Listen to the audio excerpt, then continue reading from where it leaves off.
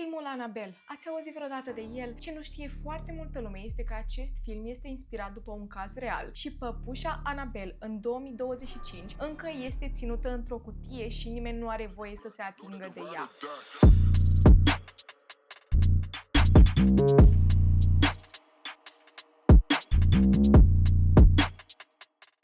Salutare, fan True Crime! Azi avem Sunday Special, episodul în care eu găsesc chestii creepy pe internet și vin aici să mă plâng la voi. Astăzi vorbim despre adevărata poveste din spatele filmului Annabelle și dacă nu v-ați uitat niciodată la acest film, este un film clasic horror în care avem o păpușă bântuită care arată foarte creepy și ne dă coșmaruri tuturor. În videoclipul de astăzi aveți voie să mâncați, poftă bună tuturor. Sau de fapt nu mâncați, e creepy ce se întâmplă. Mie îmi place să mă uit la filme horror pentru că de obicei îmi dă așa puțină adrenalină, mă face să mă sperii, dar după aia mă culc liniștită. Dar la sfârșitul filmului, când văd inspirat după poveste reală, no thank you. Adevărata păpușă creepy, de fapt, nu arăta așa creepy, arăta puțin normală, să spunem așa, pentru anii 1900 toamna, nu? Remember the good times you had with them? Well, your kids can have the same good times because you can get one Raggedy Ann or Andy free by mail from Crest. Your kids will have as much fun with Raggedy Ann as you did. Este vorba despre această păpușă făcută din vată, o păpușă de pluș, o jucărie de pluș, să spunem așa, și ne ducem în anul 1970, când o femeie a cumpărat această păpușă cadou pentru fiica ei Donna, de 28 de ani. Numele acestei păpuși este Raggedy Ann și da, este un nume cum aveam noi pe vremea noastră Cicciobello sau Barbie. Da, aveau efectiv reclame la televizor și puteai să primești această păpușă cadou, ori versiunea lui Ann, ori versiunea lui Andy, care este versiunea de băiat. Și o primeai cadou dacă cumpărai un produs anume. N-am putut să realizez ce produs anume trebuia să cumperi ca să primești această păpușă cadou, dar era toată lumea înnebunită după ea. Donna noastră era o studentă la medicină și locuia în apartament cu o altă colegă. Și știu, la vârsta de 28 de ani să primești o păpușă cadou, poate ești puțin prea matură pentru o păpușă, dar sincer și eu, dacă aș primi acum o păpușă de la mama mea, aș prețui-o cu tot sufletul. Donna noastră dormea cu această păpușă în pat zilele trec și începe să observe ceva ciudat la această păpușă. Inițial a început să observe cum Ann, acesta este numele păpușii, ok? Ann se mută în locuri diferite în cameră și de foarte multe ori când venea acasă, se trezea cu această păpușă în diferite locuri din apartament. Ba în sufragerie, ba în baie. Ea nu a mutat-o de acolo și nici colega ei de apartament. Trebuie să înțelegeți că eu vă povestesc toate lucrurile astea. Aceste lucruri sunt documentate, sunt confirmate de aceste persoane. Deci nu este vorba despre o poveste de a dormi copiii. Colega ei de apartament a confirmat de foarte multe ori că a văzut cum îi se mișcă mâinile acestei păpuși și în loc ca cele două femei să fie speriate de moarte, cum ar fi orice om normal, s-au decis să cheme un medium spiritual să vorbească cu această păpușă. În această ședință, mediumul a spus că înăuntrul păpușii se află o fată numită Annabelle Higgins și este practic o fată care a fost ucisă în apropierea apartamentului lor cu sânge rece. Ea pur și simplu se simte singuratică, este un spirit singur și caută puțină prietenie, puțină, știți voi, companie, să spunem așa. Iar cele două femei erau ceva genul, da mă,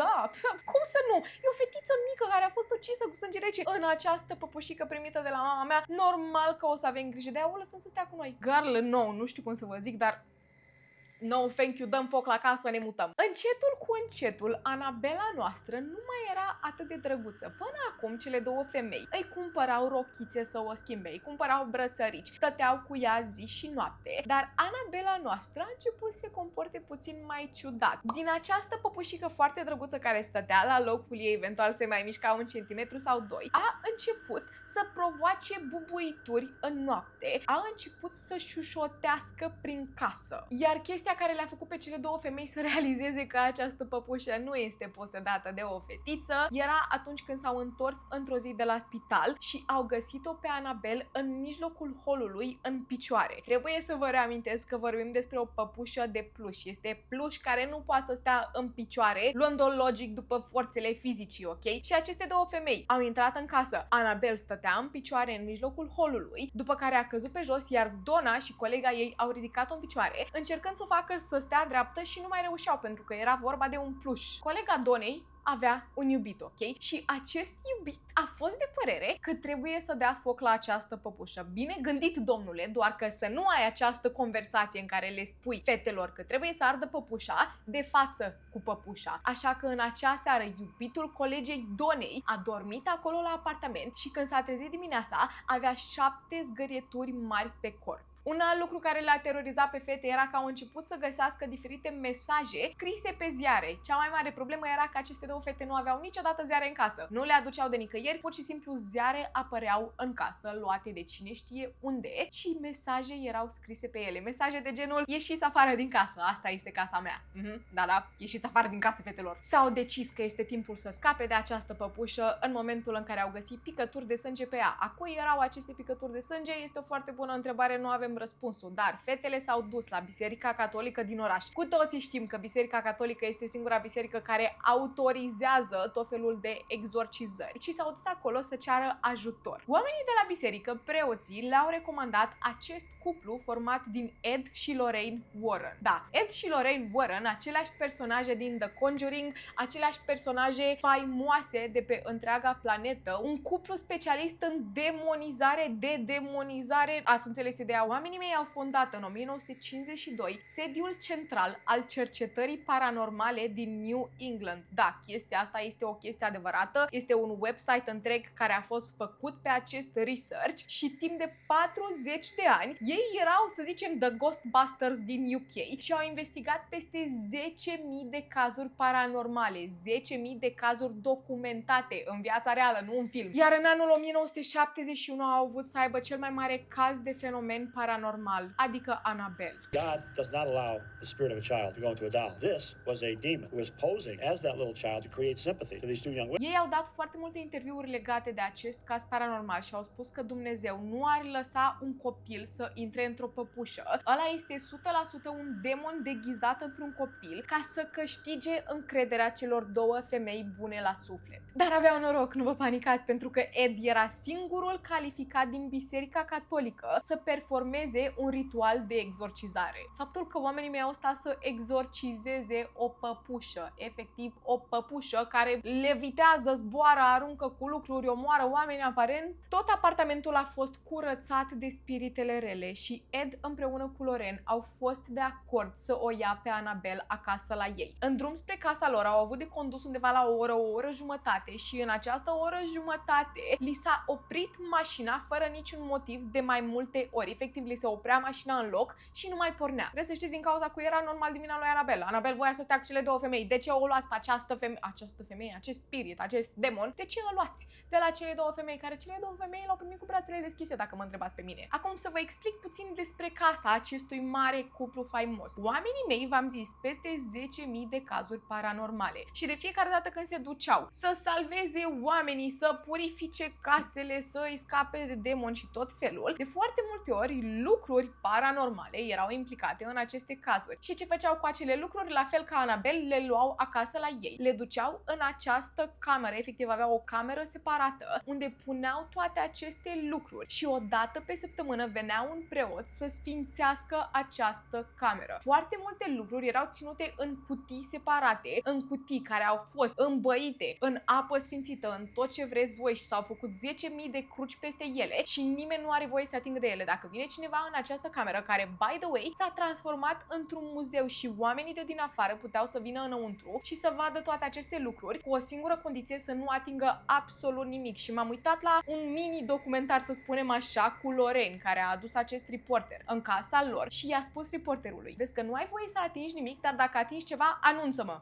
Anunță-mă. La un moment dat, oamenii mei au început să o exorcizeze pe Annabelle, să arunce cu apă sfințită peste ea și au văzut-o levitând peste o masă. Nu prea au reușit să rezolve absolut nimic, anii trec și bineînțeles că o țin în această cutie și nu avea voie nimeni să o deschidă. În una din zile, unul din preoții curioși din Biserica Catolică a vrut să vadă această păpușă și chestia este, la religia catolică, cel puțin la bisericile catolice, din toate cazurile cu exorcizări pe care le-am făcut până acum, ea este singura care este autorizată de dat de Dumnezeu, de Papa Francis, nici măcar nu știu de unde au această autorizație să performeze exorcizări până în anul 2025. Dar omul meu era foarte, foarte curios și s-a dus să vadă această păpușă și după ce a plecat de acolo, a râs de ea. Preotul a râs de această păpușă. Nu, n-ai mai avut parte de exorcizări până acum, ok. După ce a plecat de acolo, s-a urcat în mașină și nu a mai ajuns acasă pentru că a intrat într-un accident de mașină major. Într-o altă zi, țineți minte că odată la săptămână venea un preot să sfințească acea cameră. Ei bine, preotul care a venit în următoarea săptămână a intrat acolo, a stat o jumătate de oră bună și după ce a ieșit din acea cameră, s-a uitat la soții Warren și a zis că nu mai are ce căuta acolo niciodată, este traumatizat pentru tot restul vieții, dar nu vrea să vorbească despre ce s-a întâmplat acolo. Nu s-a mai întors în acea cameră și a luat secretul cu ceea ce s-a întâmplat în acea cameră cu el în mormânt. V-am spus că această cameră putea fi vizitată de foarte mulți oameni, ok? Puteai să intri acolo, hello, bună ziua, vreau și eu să văd niște spirite, vreau și eu să văd niște demoni, poate plec de aici posedat, cine știe. Dar la un moment dat, un grup de studenți a venit să viziteze acest mini-muzeu cu chestii posedate și când au ajuns la Annabelle, pentru că aia era cea mai mare vâlvă în acea perioadă, vă dați seama, și ziua de azi e cea mai mare vâlvă, acest grup de studenți a intrat înăuntru și când a ajuns la Annabelle, unul din acei băieți a început să facă mișto de această păpușă, ok? Nu faceți mișto de păpuși posedate. A făcut mișto de această păpușă și a plecat de acolo pe motocicleta lui împreună cu iubita lui care era în spate. De nicăieri acest bărbat a condus direct într-un copac, fără niciun motiv, fără să încerce să evite ceva, mergea cu limita legală, efectiv a intrat într-un copac și a murit pe loc, fără nicio treabă, iar iubita lui a spus mai târziu că cel mai probabil lucrul ăsta s-a întâmplat pentru că a făcut mișto de Annabelle și iubita lui a ajuns să stea în spital 1 an jumătate. Anii trec, chiar soții Warren continuă să rezolve cazuri paranormale. De acolo s-au inspirat filmele The Conjuring, de acolo s-au inspirat foarte, foarte multe filme. Sunt foarte multe cazuri paranormale documentate de acești oameni. Foarte multă lume speculează că cei doi au mințit pe toată lumea ca să facă bani și deși ei nu luau bani la intrare când venea lumea să vadă acel muzeu, deși nu luau bani în momentul în care se duceau să facă exorcizări, să facă demonizări, să se ducă și să rezolve toate aceste situații, oamenii mei au făcut foarte mulți bani de pe urma filmelor și de pe urma interviurilor, știți voi, aparițiile la televizor. Este o întrebare la care, sincer, nu pot să vă răspund. Am găsit foarte, foarte multe documentare, am găsit un research destul de mare pe ce s-a întâmplat cu păpușa adevărată Annabelle. La un moment dat am găsit foarte multe chestii în care lumea mințea că păpușa Annabelle a scăpat, deși oamenii care spun lucrul ăsta sunt niște mincinoși, ok, trecăm peste. Păpușa Annabelle încă este ținută în acea cutie în ziua de astăzi. Problema este că Ed a murit în 2006, Lorraine a murit în 2019 și din 2019 acest muzeu a fost închis de către propriul lor fiu. Sunt foarte mulți oameni în aceste documentare pe care le-am văzut, m-am uitat în comentarii și sunt foarte mulți oameni care i-au întâlnit pe cei doi în viața reală sau care erau vecini cu ei și au spus că erau niște oameni foarte, foarte buni la suflet. Oamenii mei chiar puteau să vorbească cu diferite entități și o femeie din comentarii a zis că la un moment dat s-a întâlnit cu Lorraine pentru prima dată, dar Lorraine deja știa cum o cheamă, deja îi știa toată viața, efectiv femeia asta era un medium spiritual, iar Ed era cel care alunga demonii. De când Lorraine a murit în 2019, nimeni nu s-a mai dus în acea cameră, deși fiul lor la diferite evenimente organizate pe acea pagină pe care au creat-o ei în 1952, bine, pagina n-a fost creată în 1952, acea fundație, companie, nici măcar nu știu ce este, a fost creată în 1952, ulterior acest website pe care vi-l arăt eu aici și aici se planifică diferite evenimente care de multe ori se numesc The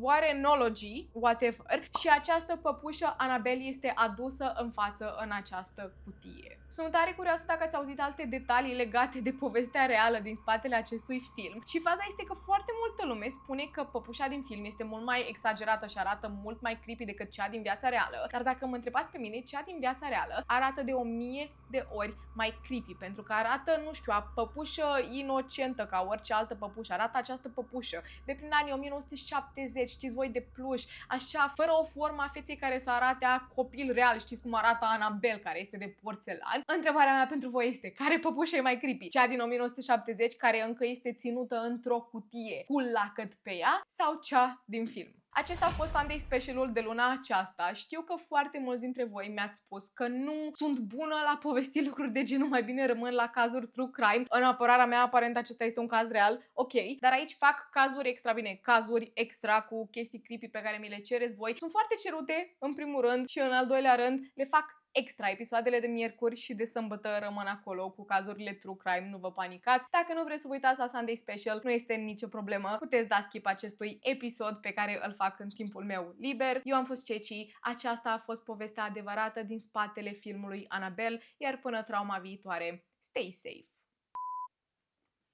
Mi s-a stins luminița.